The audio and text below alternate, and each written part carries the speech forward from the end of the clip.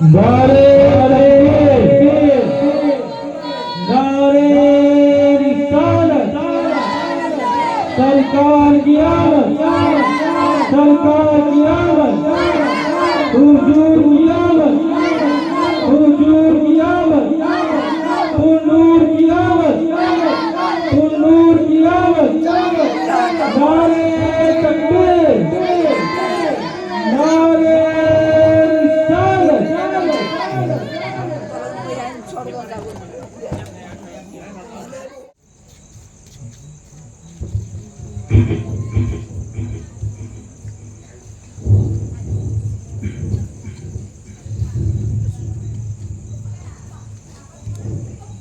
अस्सलामु अलैकुम वरहमतुल्लाहि तआला वबरकातुहू।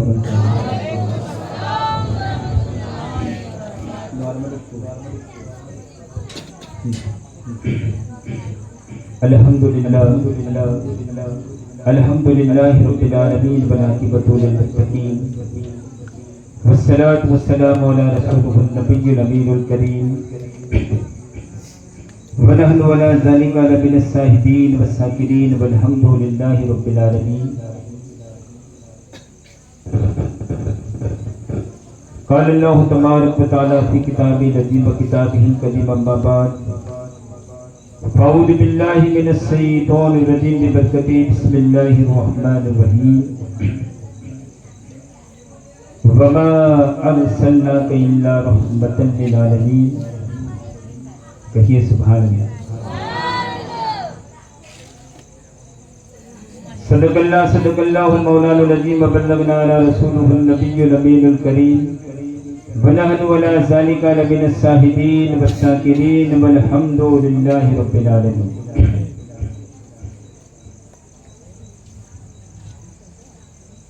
बादे तौहीद के मतवालों, समय रिसालत के परवानों, आइए हम तमामी हजरात सबसे पहले हम सब की आका ताजदार मदीना तो सभी सलाम का मरसदी आदम है, मजलूमों का चारागर है, सख्त दिलों का कारसाज है, दीन जिसके दरो दौलत का रूबी गुलाम है, रात जिसकी आस्ताने अर्श-उन-निसा की हफ्सी कुंजी है, अर्श व फर्श पर जिसकी इमामत का परचम लहराया जाता है, सिदरा के मकीन जिब्रील अमीन जिनके हम नसीन है। आइए हम तमामी हजरात उस आली मर्तबत की बारगाह बेकस पनाह में अकीदत मोहब्बत के साथ और बिलखुसूस 1500 साला जिस्म विलादत की मौके की खुशी में बावाज बुलंद दरूद पाक पढ़े। अल्लाहुम्मा सल्ली अला सय्यिदिना नबीना व मौलाना।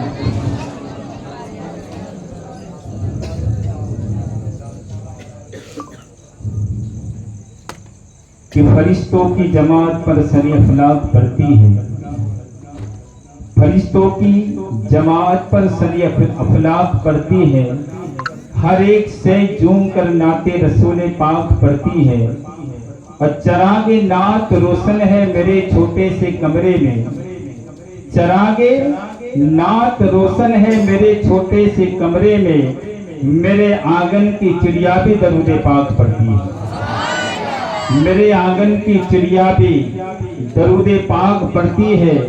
और जिसको दौलत की ख्वाहिश है उसे दौलत चाहिए, जिसको दौलत की ख्वाहिश है उसे दौलत चाहिए, मुस्तफा के आशिकों को सिर्फ जन्नत चाहिए। और नात का सुनना सुनाना आशिकों का काम है, नात का सुनना सुनाना आशिकों का काम है। अरे नात की महफिल सजाने को भी किस्मत चाहिए, नात का सुनना सुनाना आशिकों का काम है, नात की महफिल सजाने को भी किस्मत चाहिए। देखिए मैं थोड़ा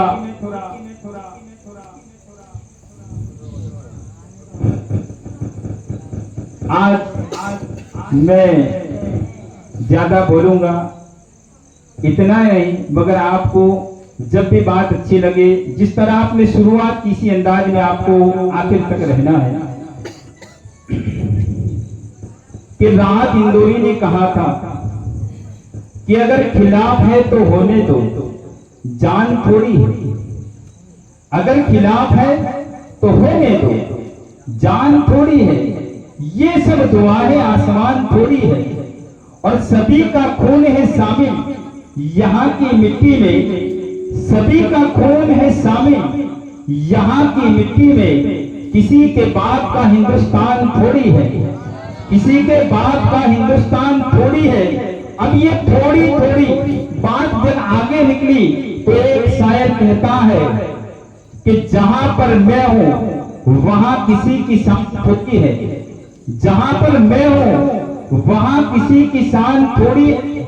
जहां हम हैं आसमान थोड़ी है, जहां हम हैं वहां आसमान थोड़ी है। जब ये थोड़ी थोड़ी और आगे बढ़ी तो फिर एक शायर कहता है, जो आशिक के रसूल था और आशिक के रसूल के साथ साथ सादात भी था और हुजूर बख्तियार काकी का मुरीद था। जब ये थोड़ी थोड़ी बात वहां पहुंची तो वो कहने लगे कि नाते नबी कहना कोई आसान थोड़ी है, नाते नबी कहना कोई आसान थोड़ी है। इसलिए कि नबी की नात हर कोई नहीं कह सकता, नबी की नात हर कोई नहीं पढ़ सकता। इसीलिए कहते हैं कि नबी की नात पढ़ना कोई आसान थोड़ी है। और नबी के आशिक है, नबी पर जान दे देंगे, नबी के आशिक है, नबी पर जान दे देंगे। नबी की जान से बढ़कर हमारी जान थोड़ी है, नबी के आशिक है, नबी पर जान दे देंगे। नबी की जान से बढ़कर हमारी जान थोड़ी है, नबी से बढ़कर हमारी जान थोड़ी है। अब देखिए पूरा फोकस मेरी तरफ इसलिए करना है कि मैं आज खुद बस खुद सजा की यहाँ पर, ताकि आप इधर उधर न देखें। सारी तवज्जो यही रहनी चाहिए, मेरी तरफ न रहे तो स्टेज की तरफ रहनी चाहिए। और मेरी सारी तकरीर का निचोड़ मैं शेर में ही कह देता हूँ, ताकि आपको फिर इधर उधर जाने की जरूरत न पड़े, आप समझ जाए। चलिए थोड़ी थोड़ी नबी की जान पर हमारी जान थोड़ी है।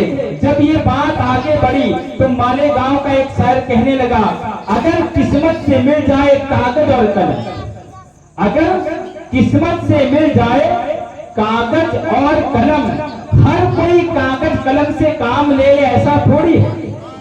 अगर किस्मत से मिल जाए कागज और कलम, हर कोई कागज और कलम से काम ले ले ऐसा थोड़ी है। अब सारा निचोड़ में बयान कर रहा हूँ, यहीं पर शेर में अब निचोड़ की बात आई तो हम निचोड़ की बात आई तो एक बड़ा ही बेहतरीन शेर मेरे जहन में आया कि ऐसा नबी मिले कि दो जहां आरज़ू करे, ऐसा नबी मिले कि दो जहां आरज़ू करे।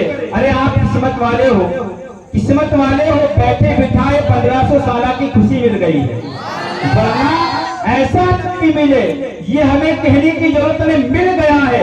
वो तो और नबियों ने दुआ की थी कि मोहम्मद जैसा नबी मिल जाए, जिसके लिए नबी दुआ करे वो नबी हमें बैठे बिठाए मिल गया है। तो मैंने निचोड़ की बात कह दी है तो मैं निचोड़ कर सब बयान कर रहा हूँ कि ऐसे नबी मिले कि दो जहां आरज़ू करे। और कैसा कि अरसे बरी पे खुदा जिससे गुफ्तगू करे, अरसे बरी पे खुदा जिससे गुफ्तगू करे।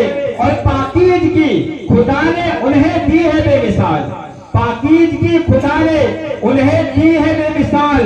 वो दामन निचोड़ दे तो फरिश्ते वजू करे। एक नारा होना चाहिए,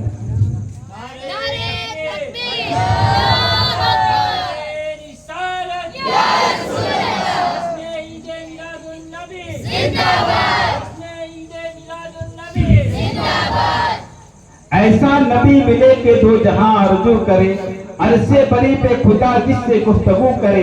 पाकीज़गी खुदा ने उन्हें दी है बेमिसाल, वो दामन निचोड़ दे तो फरिश्ते वुजू करे। अब मैं फिर से वहीं पर लौट रहा हूँ कि अगर किस्मत से मिल जाए कागज और कलम, हर कोई कागज और कलम से काम ले ले ऐसा थोड़ी है।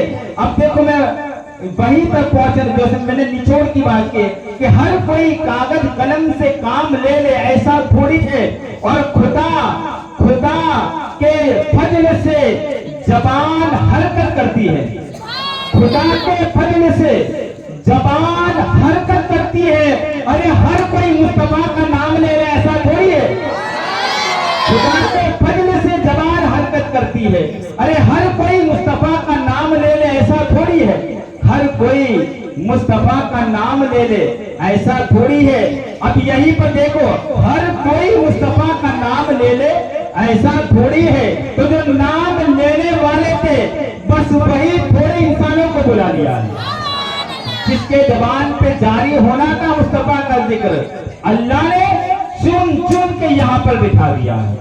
तो मिल जाए अगर किस्मत से कागज और कलम, हर कोई कागज और कलम से काम ले ले, ऐसा थोड़ी है।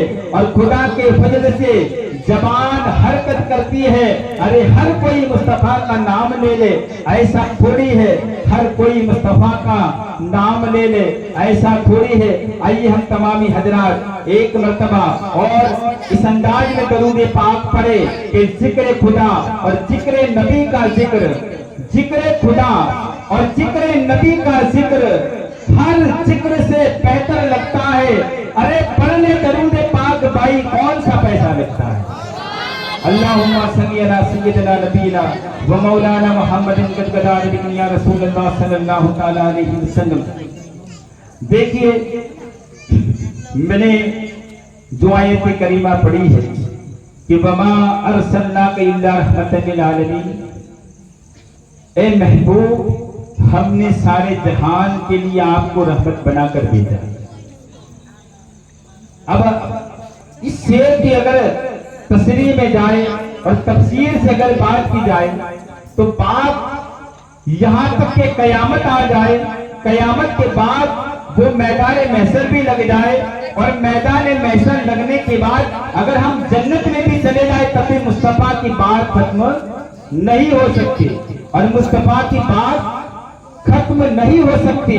इसीलिए कि जिसके लिए सारी कायनात बनाई गई हो उसकी बात कभी कम हो ही नहीं सकती।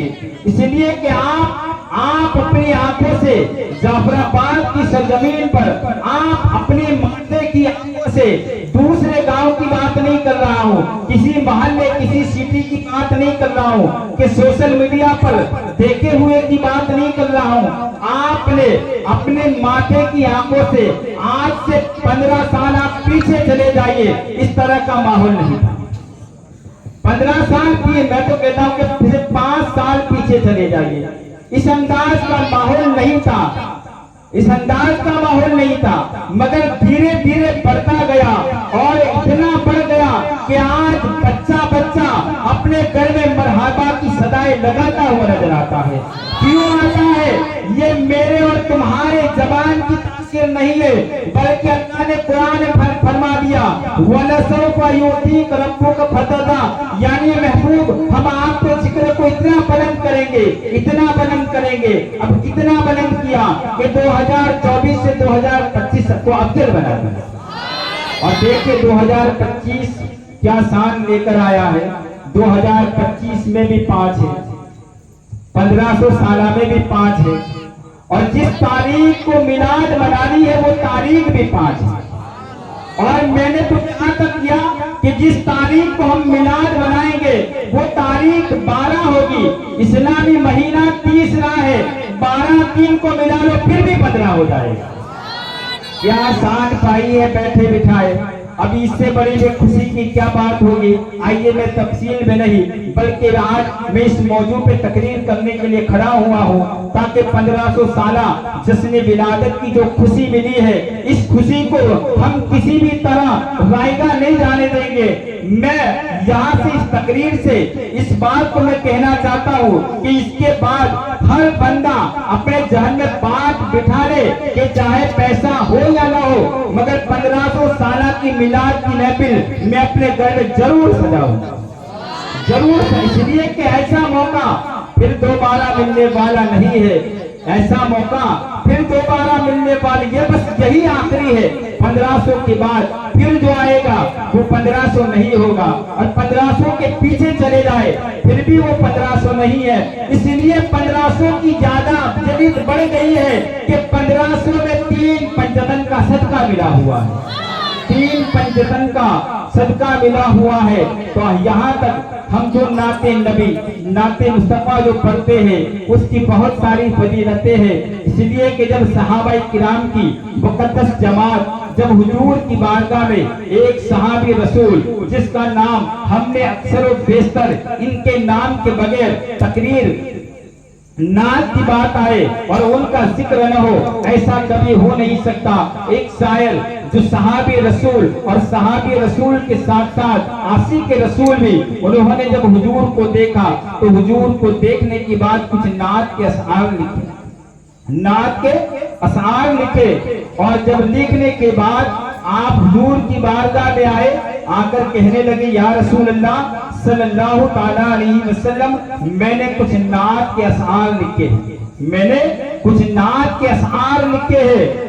तो हुजूर ने कहा ए हसन, नात के अशआर लिखे हैं, मेरी शान में लिखे हैं? तो कहा हाँ या रसूल अल्लाह। तो फिर हुजूर ने कहा ए हसन वहीं ठहर जाओ, हसन वहीं ठहर जाओ। अब देखिए आप जो बैठे हैं वो क्या कर रहे हो और मैं जो खड़ा हूँ मैं क्या कर रहा हूँ। बस इसी में अपनी बात को मैं बताना चाहता हूँ कि ठहर जाओ। जब ये कहा हसन बिन साबित वहीं ठहर गए। ठहरने के बाद अल्लाह के प्यारे रसूल मिंबर रसूल पर जलवा फरोज थे।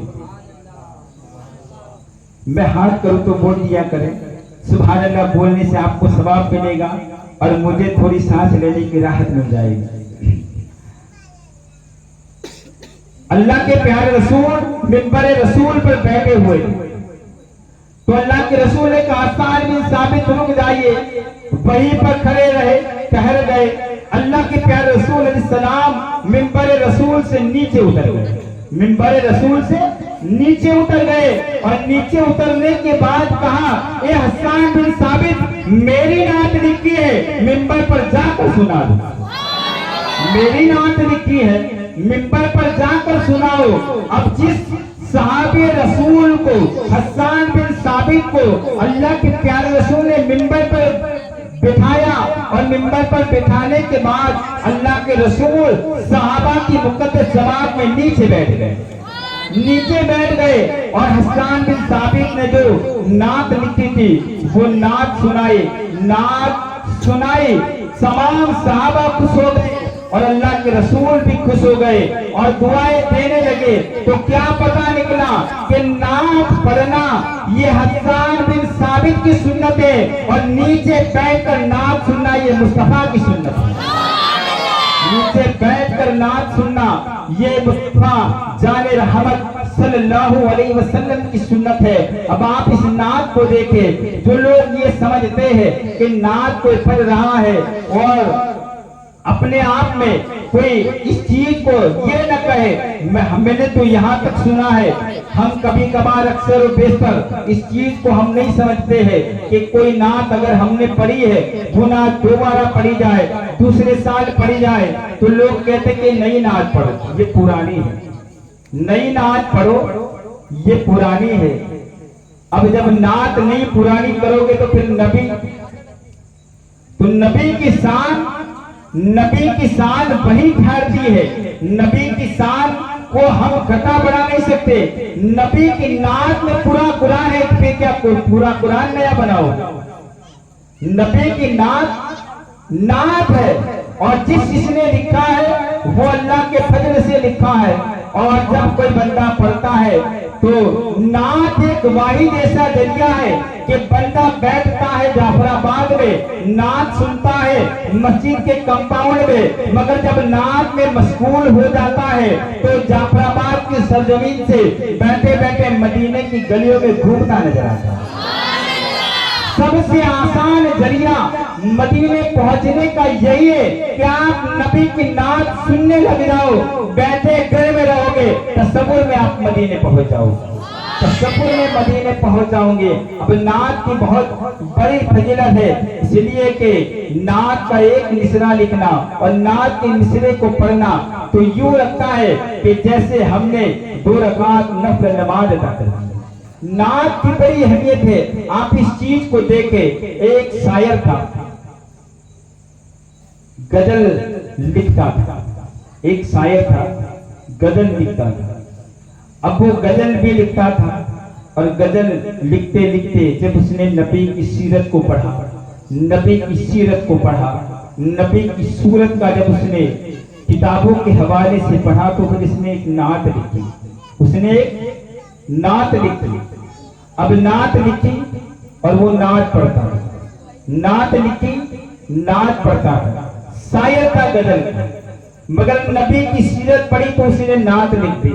और जो शायर होते हैं वो किसी पे भी लिख देते हैं, मगर नात लिखी और नात की तस्वीर में वो खो गया।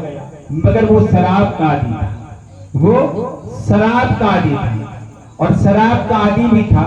मगर साथ ही साथ में इसका नाम मैं बता दूं, बिल्लो राम, उसका नाम था बिल्लो राम।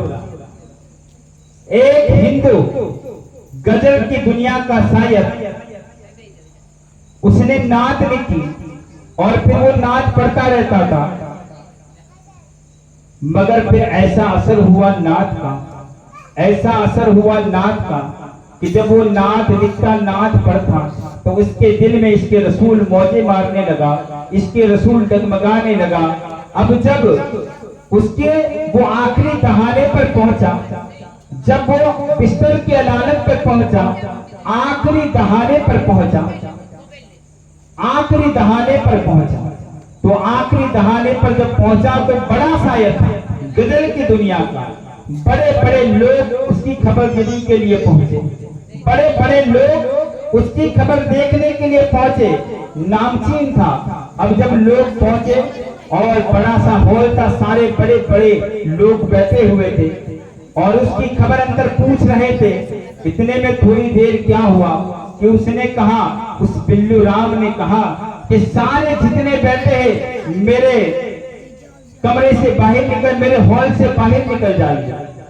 अब सारे लोग बाहर निकल गए और बाहर निकलते निकलते बातें करने लगे कि अब आखिरी दहाने पर है तो मगज सटक गया है, इसीलिए छोटे बड़ों का अदब नहीं रहा है। सारे निकल गए मगर किसी पूछने वाले ने पूछा, अरे आपका लहजा तो ऐसा नहीं था, आपका रुबाब तो ऐसा नहीं है, आपका दबदबा ऐसा तो नहीं है कि आप इस अंदाज में लोगों को बाहर निकाले, वजह क्या है? तो बिल्लो राम कहने लगा, बिल्लो राम कहने लगा, वजह यह है कि नाक की ऐसी चाशनी चढ़ गई थी, नाक में पड़ता रहता था। अब मैं आखिरी दहाने पर हूँ, आप लोग बैठे हैं, मैंने क्या देखा? मेरे दरवाजे पे मुस्तफा की जात खड़ी हुई, मेरे दरवाजे पर मुस्तफा की जात खड़ी हुई है। अब इनके चेहरा मेरे सामने हो और मैं गैरों को देखता रहूं, ये कभी हो नहीं सकता। सारे बाहर निकल गए और आखिर में क्या हुआ? फिर जब वो आखिरी दहाने पर पहुंचा ही था, कुछ दिन बाकी थे, तो उसने एक शेर लिखा, उसने एक शेर लिखा और फिर इसका नाम बिल्लो राम से कौसर पड़ गया, कौसर पड़ गया। इसलिए कि हुजूर सिर्फ इसीलिए वहां आए थे, उस बिल्लो राम को राम से निकालकर मुसलमान बनाकर दिया। और फिर जाते जाते उसने शेर लिखा कि मैं गंगा से निकलकर कौसर पहुंच गया। इस शेर पे अभी नहीं समझोगे तो फिर कहां समझोगे? गंगा में नहाने वाला कौसर पे पहुंच जाए, ये कोई आम बात नहीं है, खास बात है कि गंगा से निकलकर मैं कौसर पहुंच गया। अल्लाह ने मुझे पानी से पानी ही में रख दिया, यानी गंगा से निकालकर कौसर पानी में रख दिया। यानी पहले मैं गंगा में होते हुए भी मैला था, मगर नबी का इश्क चढ़ गया तो फिर मैं वो उस पानी का नहीं रहा, फिर मैं कौसर के पानी में तब्दील हो गया। तो नात को जो लोग आसान समझते हैं, ये कोई आसान नहीं है, इसलिए कि नाते नबी कहना कोई आसान थोड़ी है, नाते मुस्तफा पढ़ना कोई आसान थोड़ी है, बड़ी बड़ी ही बाबरकत चीज है। अब आप इस चीज को देखें कि नाते मुस्तफा एक ऐसा बेहतरीन जरिया है। आप इसी की तरफ एक बड़ी बेहतरीन प्यारी बात कि मैं इस चीज को, एक नाम आपने सुना होगा नात के हवाले से, हजरत इमाम बोसरी रज़ी अल्लाह ताला। या रहमतुल्लाहि ताला। आप अपने वक्त के जलीलुल कद्र बहुत ही मायनाज शख्सियत थी, बहुत ही मायनाज। मगर एक वक्त ऐसा आया कि आप बिस्तरे अदालत पर आ गए, उनको फालिज हो गया, एक भाषा में कहे तो लकवा।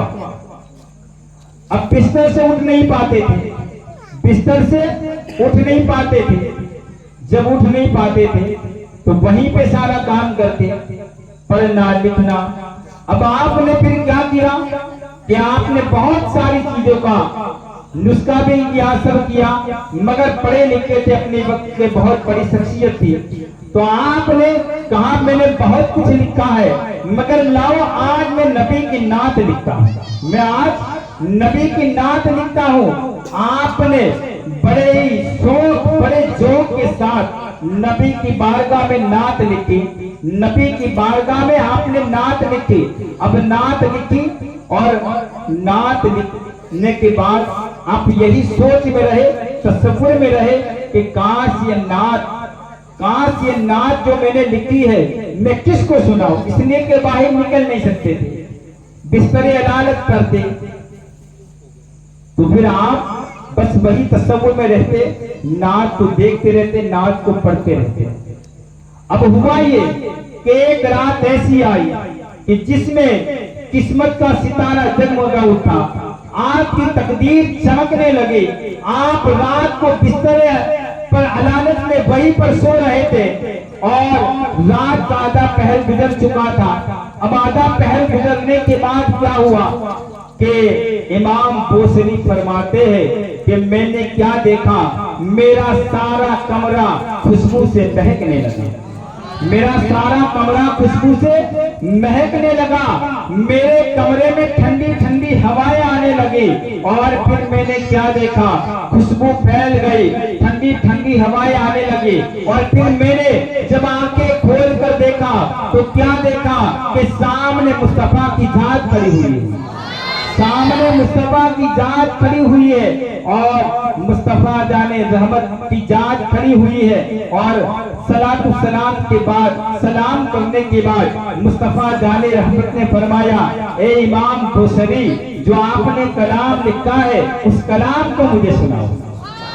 अब जिसकी बारगाह में लिखा है वही सुनने आ जाए तो। सुना है आप हर आशिक के घर तशरीफ लाते हैं, मेरे घर भी चरागा हो जाए या रसूल अल्लाह। यानी किसी के घर में हम जिसका तस्वुर करें वही आ जाए, क्या बात बन जाए, चांद तकदीर का सितारा उरूज पर पहुंच जाए। इसीलिए तो कहते कि नात पढ़ा करो, नात की फिक्र में रहो। हो सकता है कि सोच अच्छी हो, सोच अच्छी है तो तहरीर भी अच्छी होगी, फैल अच्छा है तो तामीर भी अच्छी होगी। और मैंने कल खुद को मदीने में टहलते देखा, अरे ख्वाब अच्छा है तो ताबीर भी अच्छी होगी, ख्वाब अच्छा है तो ताबीर भी अच्छी होगी। तो हो सकता है कि बेहतरीन ख्यालात में सोया करें। अब हुआ ये कि कहा मुझे सुनाओ, अब इमाम बोसरी सुनाने लगे। देखिए आप इस चीज में अपने आप को इश्क में डाल दीजिए, इसलिए कि नबी के इश्क के बगैर कोई चारा है नहीं। अब नात पढ़ रहे इमाम बोसरी और सुनने वाली जात मुस्तफा की। अब यहाँ पर सिर्फ हम अपनी सोच की दुनिया में भी जाए तो क्या वो मंजर रहा होगा, क्या वो लम्हात रहे होंगे। वैसी शायर ने कहते हैं कि तुम मुस्तफा को पुकारो, मुस्तफा वहीं पर है। इसलिए कि ये जात ऐसी है कि हम जहां पुकारे वहां हमारी मदद को पहुंच जाते हैं। इसीलिए नबी के इश्क के बगैर कोई चारा है नहीं। इस बात को मरते दम तक अपने जहन में बिठा ले।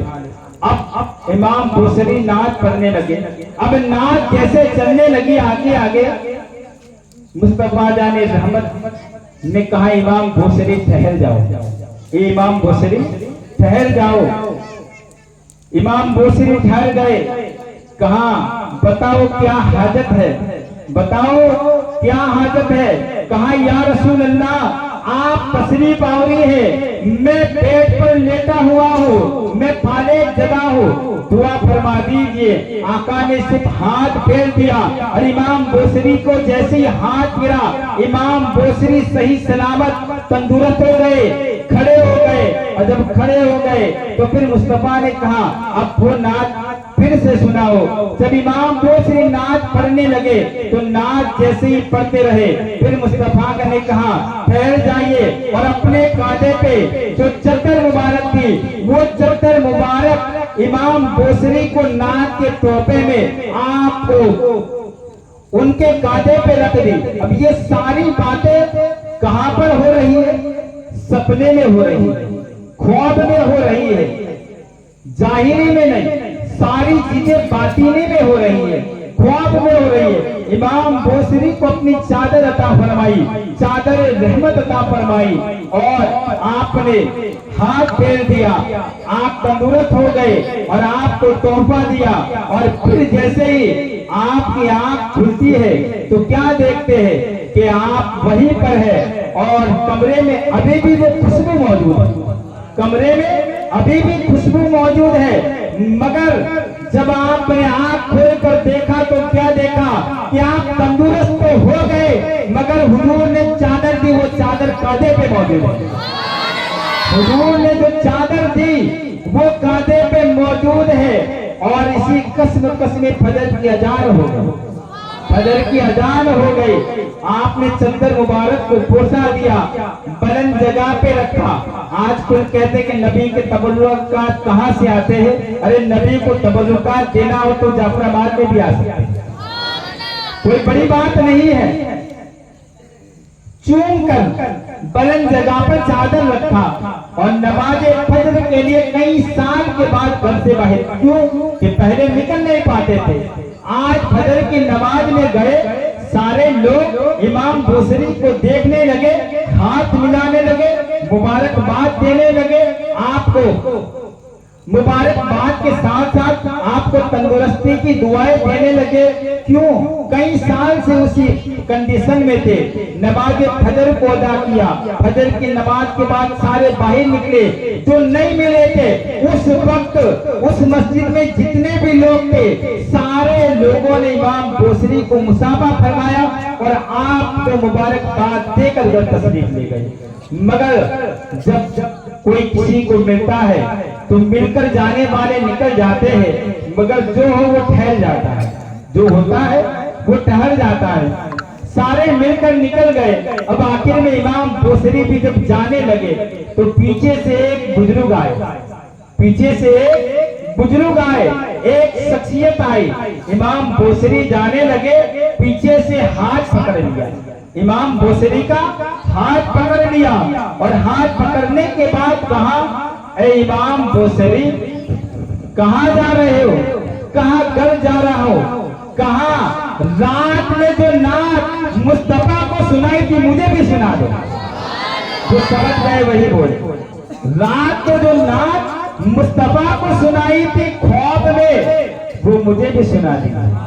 अब वो कैसी शख्सियत रही होगी, कहां पर ख्वाब हो रहा है, कहां पे हुजूर चद्दर दे रहे हैं, कहां किसी का कमरा महक रहा है और नमाज के बाद कोई बड़ी शख्सियत हाथ पकड़कर कहती है नाराज में मुस्तफा को जो नात सुनाई थी मुझे भी सुना दे।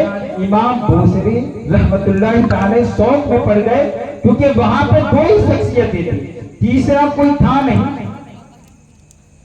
तो इमाम बोसरी ने कहा सुना तो दूंगा, मगर पहले बताओ ये राज की बात है, ये राज की बात तुम्हें कैसे पता है? ये तो राज की बात है, ख्वाब की बात है, राज की बात है, ये बात तुम्हें कैसे पता चली?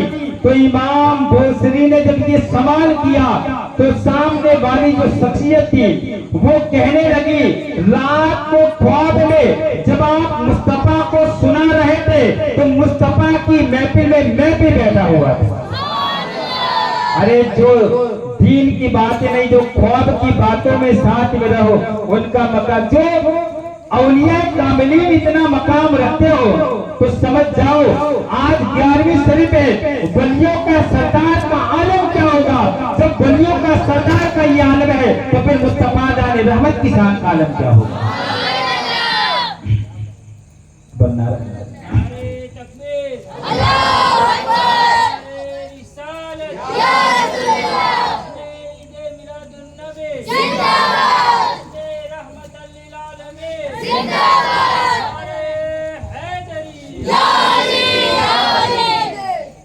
बस आखिर में यही कि जब सुना रहे थे तो मुस्तफा की जमात में सुनने वालों में मैं भी था, तो इमाम बोसरी समझ गए जिसने हाथ पकड़ा है, जो ख्वाब की बात जानता है, वो कोई मामूली हो नहीं सकता, वो भी बड़ा होगा। तो कहा जब आप कह रहे हैं, आप पूछ रहे हैं, तो जब मैं नात पढ़ूं तो आप सबको उस नात को साथ में पढ़ना है।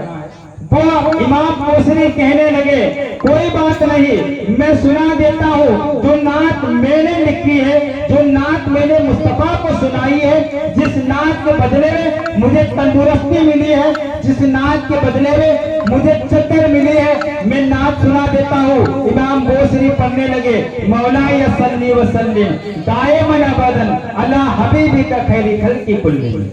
जिस नात को हम पढ़ते हैं, अब ये नात की सिर्फ आप इस तसव्वुर में रहे कि नात में इतना कमाल है। देखिए मेरी बात पे, जब नात में इतना कमाल है, सिर्फ नात में कि नबी की नात लिखिए, जब नात में इतना कमाल है तो सोचो मुस्तफा की जात में कितना कमाल होगा। नात में जब इतना कमाल है तो मुस्तफा की जात में कितना कमाल होगा। आप इसको समझ जाए तो, अगर सही मानों में समझ जाए तो फिर वो बंदा नहीं, बंदे से अल्लाह उसको फिर वली बना देगा। इसलिए कि नात में इतना कमाल है तो मुस्तफा की जात में कितना कमाल होगा। और जिसने मुस्तफा की जात देखी है, जिसने मुस्तफा की जात देखी है, हम उनका जिक्र कर रहे हैं। जिसने मुस्तफा की जात देखी है उसका हम जिक्र कर रहे हैं, तो सोचो जिसने नात लिखी है उनका आलम क्या होगा। अब जिसने जात लिखी है उनका तो मामला सहाबी में है, कोई सिद्दीकीन में है, कोई सालिहीन में है, मगर जो सिर्फ नात लिखता है और फिर उस तसव्वुर में खो जाता है और वाकई में इसी में चला जाता है, तो फिर अल्लाह उसको भी नवाज देता है। तो फिर जब नात में इतना कमाल है तो मुस्तफा की जात में भी इतना कमाल है, इतना कमाल है, उस कमाल की क्या बात की जाए। तो ये 1500 साला जश्न विलादत बासआदत की खुशी हमें ये अल्लाह और उसके महबूब का बड़ा एहसान है कि हमको ये मौका मैसर हुआ है, वरना ये मौका आम लोगों को नहीं मिलता। ये मौका अल्लाह तबारक व तआला हर एक के हिस्से में नहीं देता, उसी के हिस्से में अता फरमाता है जिसके हिस्से में